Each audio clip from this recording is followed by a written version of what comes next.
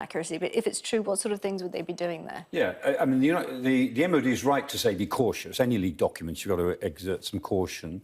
But it would be surprising if British Special Forces were not somehow involved in the Ukraine war, because the West is giving Ukraine as much useful intelligence as possible. And if British Special Forces are there, then the chances are what they're doing is reconnaissance, because that's what they do.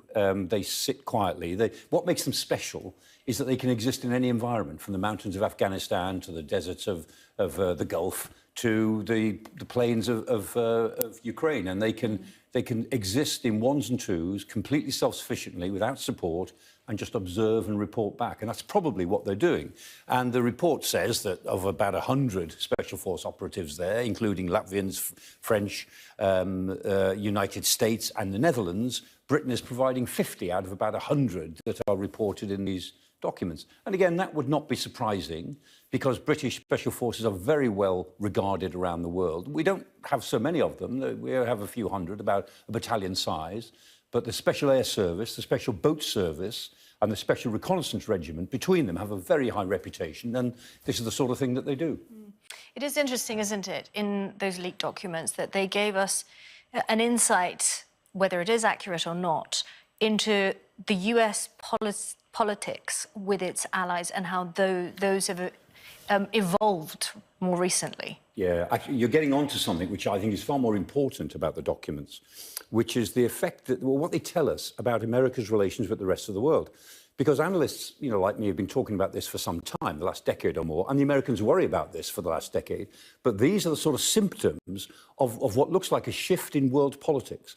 And so these documents tell us, for instance, that in the Middle East, that the United Arab Emirates and Saudi Arabia are actually now thinking quite differently. They're aligning themselves with Russia whilst appearing still to be with America. If the documents are accurate, that's what they're telling us. They're telling us that across the Sahel region, in Mali, for instance, Mali threw the French out, and in the Sahel region, the Russians, the Wagner Group, are making a lot of headway with those governments. In West Africa, in Niger, in Burkina Faso, the Wagner Group are making some progress there in trying to influence politics. In East Africa, in the troubled areas of Ethiopia and Eritrea, again, the Russians are involved. They're involved in Egypt.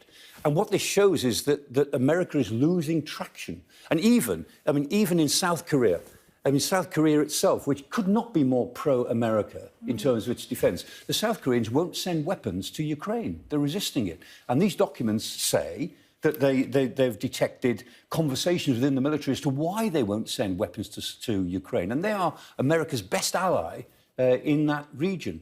And so this tells us, in a way, that the United States, the Western world, has taken for granted for years that we have predominant influence in the rest of the world, and it's wearing off. It's wearing very thin. And the reason that the Ukraine war is so important is that if Putin is seen to succeed in this barbaric invasion of a neighbour, then the pendulum will swing. And a lot of countries around the world will start to say, OK, well, we just have to live with a world in which power lies with the dictatorships. And that's what happened about a century ago. The dictatorships are on the march, and the Ukraine war is the inflection point where the pendulum may swing either one way or the other quite decisively. It's going to be interesting to see how it all plays out in the next decade or so. It will.